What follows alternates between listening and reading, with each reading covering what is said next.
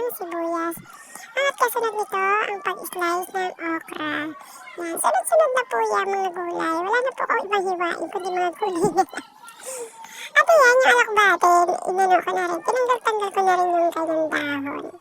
O diba? Yan yung alakbate na inaalala ko ng bata ako. Ginagawa namin yung palamig kapag nagbabahay-bayan kami.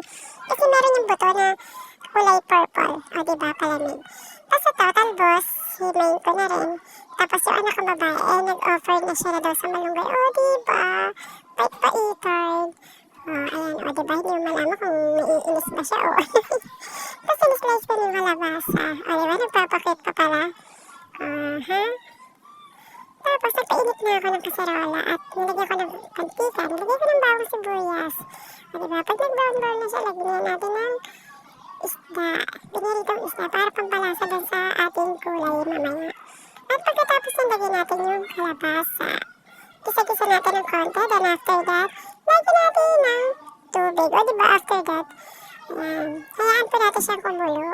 Pagkakulo, ilagay natin ang okra at talong.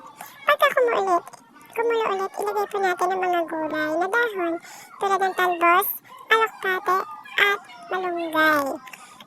Isang tips po pala, ang malunggay, pagka niluluto nyo po, pagkakulo, ilublob nyo lang po siya, tas hayaan nyo na po siyang kumulo ng kumulo para hindi po siya mapait. Pag naluto, yun po yun para hindi mapait ang malunggay.